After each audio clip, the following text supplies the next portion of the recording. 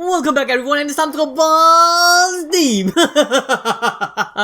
what did I say, guys? Mirio is finally back and is no other than Eri to help him through it. Yes guys, in our last video I mentioned all the signs and foreshadowing of Eri using her quirk. It was pretty obvious, to be honest, but there was other options like Overhaul making deals with the heroes and revealing an antidote, or even the chance of the quirk destroying bullets effect running out. But as I said previously, the most logical and more appropriate way of Mirio getting his quirk back was definitely Eri using her rewind on him. Eri mastering her quirk is a massive game changer for the heroes, from Deku being completely healed, having full mobility, to All Might's body even being restored. But just a quick disclaimer, even if All Might was restored, more than likely he won't have his quirk as it's already active and passed down. Regardless, we know that Eri was going through some extensive training with Aizawa Sensei for this very moment. We weren't sure how much progression she actually made until now, but you know, I'm not too surprised. A quick reminder is that Eri's quirk has the ability to reverse the flow and state of living bodies, allowing her to make whatever she is in contact with to regress in age, heals from injuries to the point that it never even happened, as well as to revert body modification. She can even rewind a target to the point where they never existed. Just how broken can this shit be? But the main point was that Aizawa suggested that Eri can rewind and restore the bodies that have lost their quirk, although he did say that the quirk can only work on living things, not objects, which meant that it's not something that can easily be trained. And from our current understanding of her quirk, the source of the power originates from the horns on her head, the size of which correlates with the intensity of the power. So technically she has an accumulation type quirk, which means that the power it emits has to build up over a period of time before becoming usable, where every time Eri ends up using her built up power, her horns would shrink. And this is where Horikoshi foreshadowed Mirio's return, as not too long ago in chapter 273 and even in 281, Eri's horn does look a bit smaller, which meant she recently used her quirk. Like here, have a look at chapter 282. It shows Aizawa's flashback with Eri, where her horns were clearly bigger than it is now. But hey, I'm just highlighting the foreshadowing Horikoshi added throughout this arc. And by the end of this video, I'll be going over another magnificent foreshadowing that I clocked, which might give us clues to how this arc will conclude. So make sure to stick around till the end. But before I get into the chapter, I want to once again thank you guys for being part of a My Hero Academia community. It really means a lot to us, and watching that like bar rank up over 20,000 makes my eyes teary. So please guys, continue to support us by smashing that like button, and go to our merch store to get yourself any article of clothing with a 15% discount using the code BLACK15. This code will expire by the end of this week, so please make the best of it now. Okay, so right off the bat, the chapter starts with a half-a-page shot of Mirio and Eri side by side. Deku screams confused just like us fans, questioning on how the heck is Mirio back in the battlefield so soon. Mirio responds by telling us that the mountain team contacted him, so he came as fast as he could as Night Eye's agency was close by. We then see a flashback of Mirio sitting down with Aizawa, Eri and a few other UA students. Mirio pleads to them that he wants to be of help. He builds his case saying how he has closely observed Eri's progression in his quirk training these past months while she has been testing her abilities on insects and lizards. He apologizes to Eri, telling her how he feels bad using her just for her rewind to fix him. However, Eri tells him to stop apologizing as she has been using Mirio as a motivation in her training. And we all know that it was using Eri's quirk Overhaul was able to create these quirk destroying bullets. So I guess in some ways she does kind of feel responsible. But either way, Mirio thanks Eri and we cut back to the current time. And I'm gonna be honest here, this does kind of feel convenient that Mirio is back all of a sudden. I guess it does make sense since we have been seeing the foreshadowing of Eri here and there in the past few chapters, but again, I feel like it's a bit too early. Like the convenience of Night Eye's agency being close by and Eri's quirk working with no faults within only 3 months of training doesn't really sit right with me, as she's only 7 years old. Come on, she's a 7-year-old child, gosh damn it! How's she able to clock her quirk so quickly, huh? And if Eri did master her quirk, it feels as though there isn't any risk factor left for the heroes now they have their own personal Dragon Ball to bail them out of any injuries. Bruh. But seriously guys, I'm not trying to bash Eri or Horikoshi's decision, but instead I'm looking at this from the perspective of there being no consequence at all left for the heroes. There has to be a consequence or a drawback to Eri's quirk, right? Right guys? It's facts! It's facts! It's not facts, these facts are not facts. Okay, no, but seriously, on a serious note, I was under the hopes that maybe there would be a time skip, possibly even a resistance arc, but it still could happen, don't get me wrong. Eri is still young and we all want to see what she grows up to be. So regardless of Mirio's comeback, there's still a lot to see from Eri. Anyways, we move back to the battlefield where Mirio is fighting the Nomus in the vicinity. However, he doesn't have the power to destroy them in one shot, so he isn't really a saving grace for the heroes, but only just a cream that would relieve the pain for a moment. Mirio then yells out for someone to come back him up, and from the distance we see a twinkle. Could that be? Is that my boy?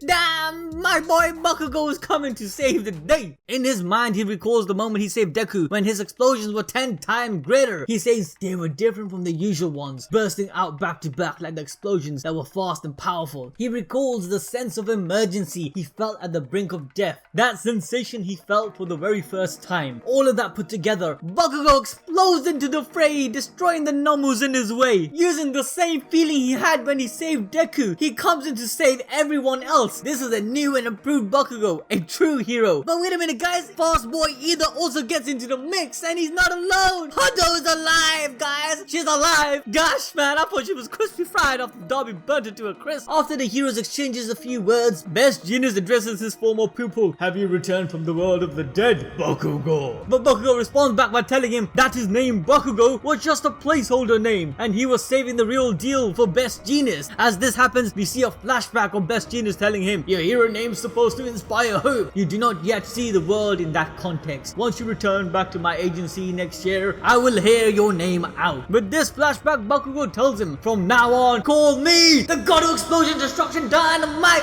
Yes, sir!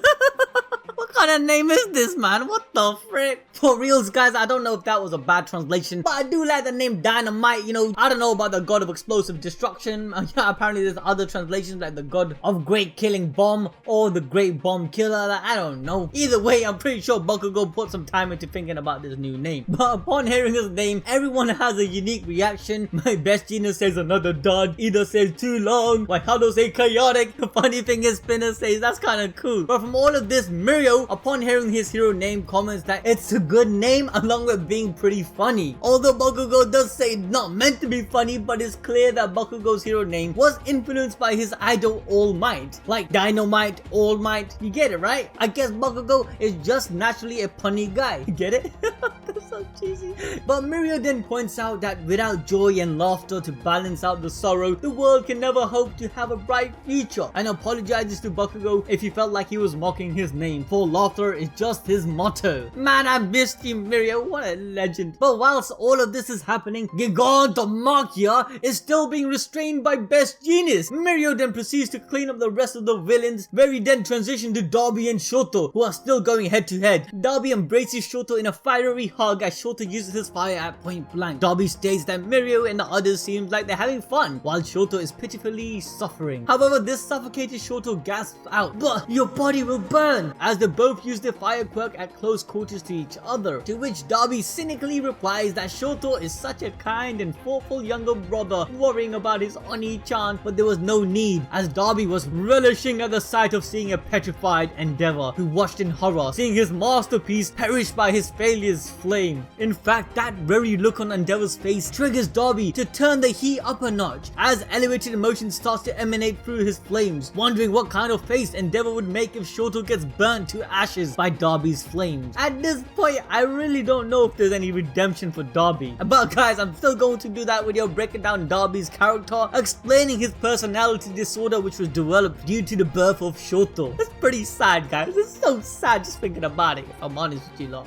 But coming back to our protagonist, noticing that Best Jeanist seems to have enough support by his side, Deku tries to support Shoto by using his Black Whip quirk to save him. He does this by creating a gap between Darby and Shoto by emulating the Black Whip the way Floppy uses her tongue. This is pretty cool, as we witness Deku's ingenuity and observation skills to mitigate the use of his arms and legs to produce the whips the traditional way. Damn, Deku just evolved to a green liquor tongue, I can't lie. It's pretty dope. Darby then causes another burst of flames which catches Deku and cuts the tether of Shoto, where then Darby tells Deku annoyingly not to interfere with other people's family affairs. But we all know that Deku wasn't gonna back off that easily. He had to save his precious Nakama Shoto and assist his mentor Endeavor, who helped him train to become stronger. Deku truly believes that the Endeavor he is watching right now is not the one of the past, and even though the past doesn't disappear, Endeavor is trying to make an effort and change to become a better person. All of this further solidifies Deku's belief in Endeavor's redemption and continues to tell Darby that he is not Endeavor, which upon hearing this touched Endeavor's heart. Darby continues his monologue sarcastically saying that anyone could have figured out that he is an Endeavor, and Deku should have a little pity for people like him, claiming that he is the end product of the sins committed by a supposed apostle of justice, and that evil and justice will crumble and no longer exist, as he's just trying to show people where to put the blame, stating that the future awaiting them is clear. Chaos and anarchy will remain as everything returns to nothingness. Gosh damn Darby, man, you're in a lot of pain, man. Just get this man some help. But meanwhile, as all of this is going on, Markia managed to rip free of Genius Fred, now causing everyone to panic. No!